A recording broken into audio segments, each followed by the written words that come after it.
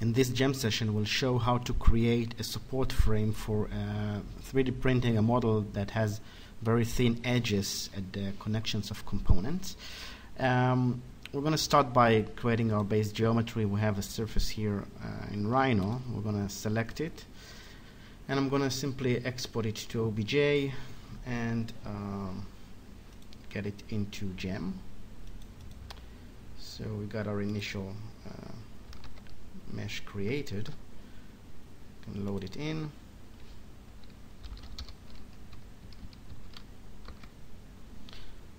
We've got our base geometry.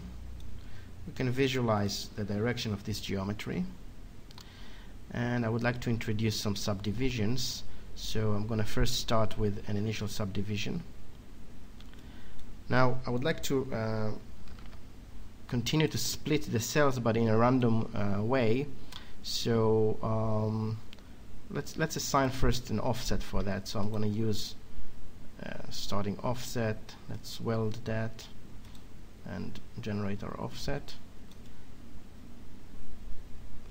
And now I'm going to assign a random map. Let's say we could use 3 colors. So it's 1 to 3, creating that. With 3 colors, we cannot really prevent neighboring cells with the same color, so we just want to say that we're going to allow it, just to allow the algorithm to run. And now I'm going to select the cell or the color that I wish to split. So in this case, let's use, for example, the yellow color. So I'm selecting yellow using the face map toggle, and I can assign another split.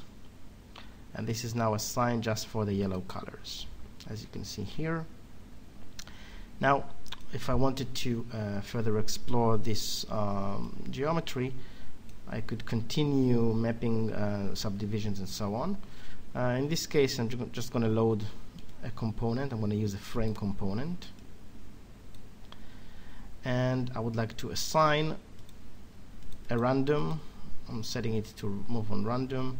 It's on the reference plane, and I'm using an echo function to create an echo to my component. So I'm going to use the minimum value of 0.2, maximum 0.9, and the map toggle is selected off. So now it's applied to the whole surface. Now we can visualize our geometry. I'm going to visualize their components, pressing B on the keyboard to show both sides because of the offset direction flipped the normals of our cells.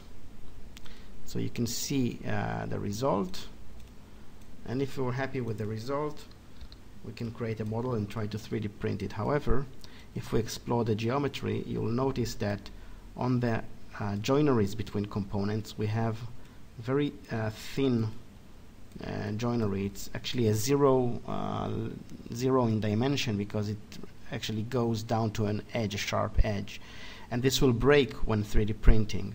So what we need to do is to create a support frame for that. So we're going to create a build-up element that will support this and basically leave a frame that is not using the echo command and basically stays with its own depth, so it would never end up as a 0 dimension edge. So let's undo this. Now to introduce this support frame, I'm going to use first the dual mesh. Pressing it once, let's check the direction. You can see the direction arrow is here. I can either rotate the arrow or simply assign another dual mesh. So I go again to select dual mesh, and this time I'm going to have another option of a dual mesh, and you see that the direction arrow is on the inner side where we wish to leave some depth for the frame. So I'm going to set it now to fix mode, and I'm going to apply for the whole surface a split by position, and assign it, let's say we're going to leave 15%. So this actually creates a 15% layer that we're not going to use for the echo command, and we're going to separate these two by assigning an alternate map. So the alternate map is now ready. Now we can switch back to dual mesh. So we got our mesh back.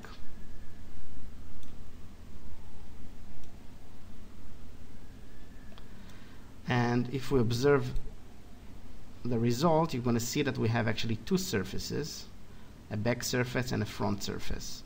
Now I'm going to set to work only on the front surface, which is the orange one, and move to random and assign our echo again, 0.2 to 0.9.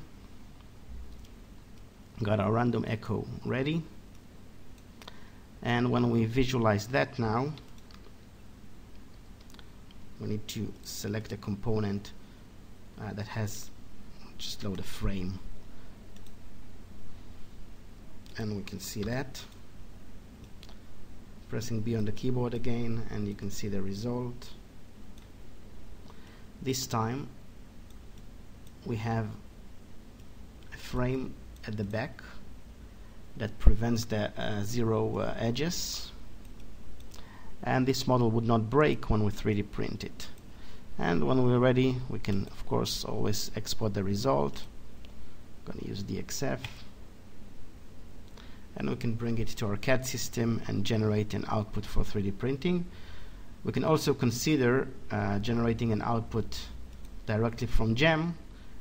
We have the ability to generate an ASCII STL here, so when we populate to file, we can select from the file type STL output, and this will generate an STL model that we can explore for 3D printing. Generating it. Just going to load it quickly in Rhino. So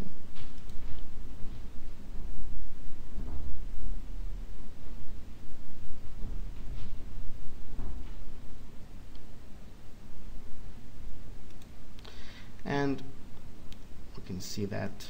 So we can go to import, select GEM model STL, and we can see the result.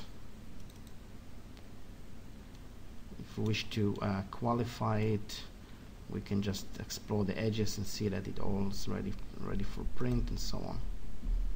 So you can see how quickly it is to generate and provide a solution for a support frame. You can flip the normals, selecting it, flip the normals, and we've got a model which is ready to print.